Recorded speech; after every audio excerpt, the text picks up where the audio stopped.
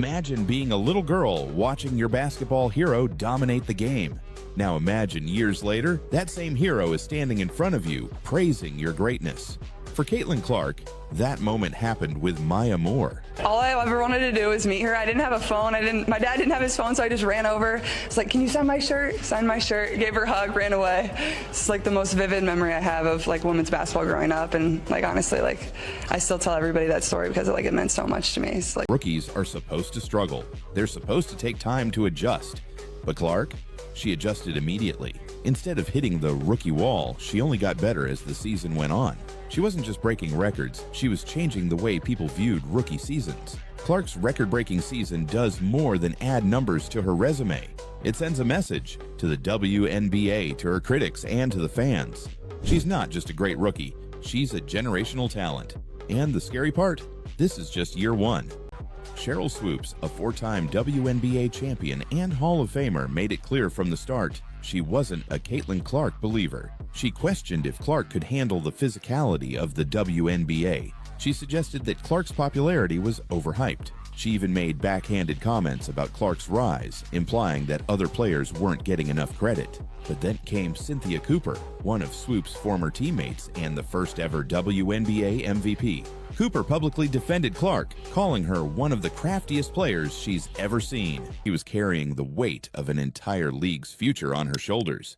And if this full circle moment proves anything, it's that she's more than ready for the challenge. What will the league have in store for them when they get there? Look, SVP, reality is coming. Okay.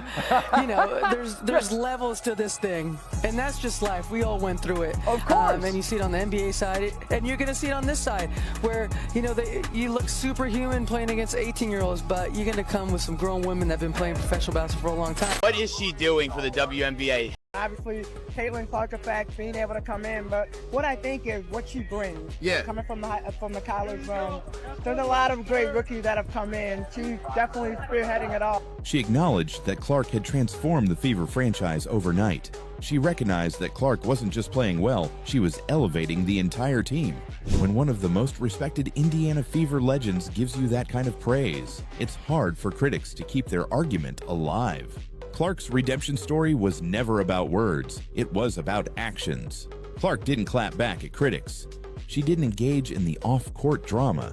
She just played, and in doing so, she proved every hater wrong. She forced Swoopes to watch as her former teammate praised Clark. She had Jonquel Jones publicly shutting down negative narratives. Veteran superstars Breanna Stewart and Candace Parker didn't hesitate to give Clark her due. Parker, who has been a face of the league for years, stated that Clark wasn't just helping the WNBA.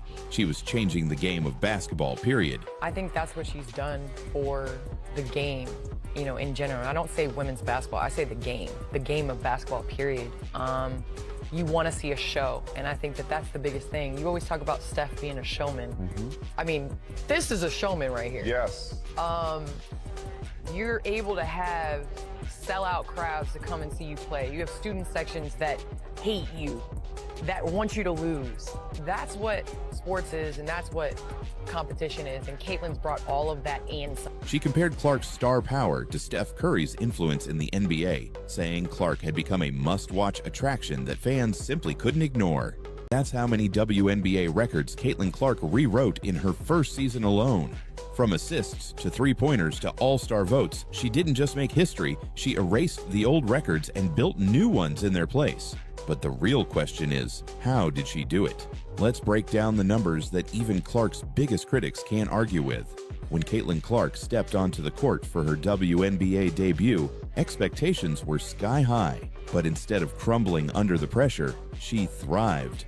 Her playmaking ability was immediately on display, and it didn't take long for her to start shattering records.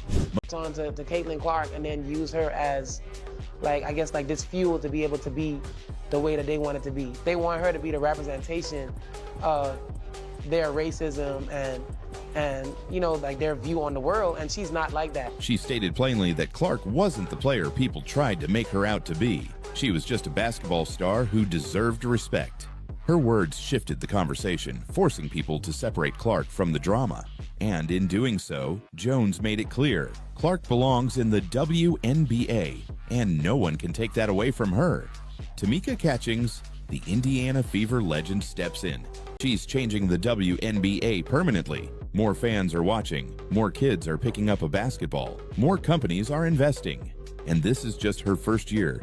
What happens when Clark wins championships? What happens when she becomes an even bigger star? The WNBA isn't just growing, it's exploding. And Caitlin Clark is the reason why. She heard the critics. The Caitlin Clark effect is real, measurable, and impossible to ignore.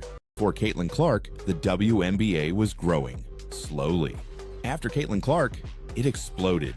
More fans, more sellouts, more people watching women's basketball than ever before. And the numbers don't lie. Clark isn't just a player, she's a phenomenon. So how exactly did she turn the WNBA into must-watch television? Let's break it all down. Most assists in a single season by a rookie. Clark owns it. Most assists in a single game by a rookie? That's hers too. But she wasn't just dishing out assists. She was a scoring machine. Clark broke multiple three-point shooting records, proving that her limitless range from college translated perfectly to the pro game. And that wasn't even the most impressive part. Clark wasn't just dominating on the court, she was dominating the conversation. Her popularity reached unprecedented levels, and fans made sure the league took notice. The result? Clark received more All-Star votes than any player in WNBA history. More than Breanna Stewart, more than Aja Wilson, more than anyone, ever. Her impact was so undeniable that even WNBA veterans who once questioned her abilities had to acknowledge her greatness. Clark didn't just win over fans, she forced WNBA legends to reevaluate their beliefs. Brought that noise.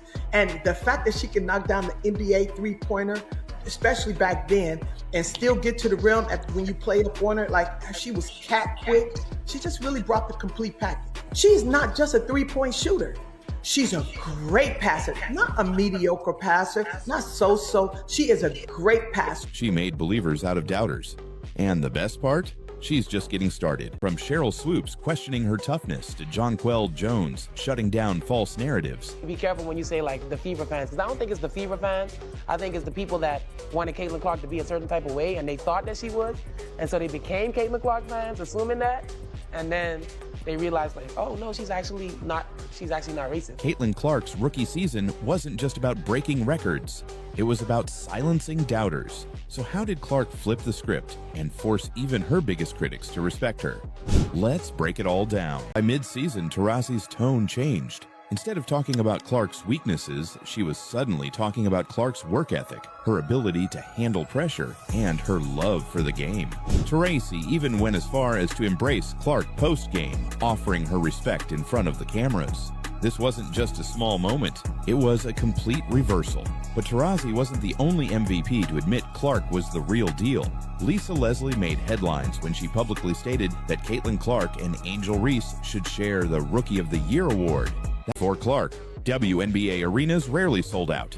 The moment she entered the league, Indiana Fever games became the hottest ticket in sports. Road games in New York, Los Angeles, and Las Vegas packed.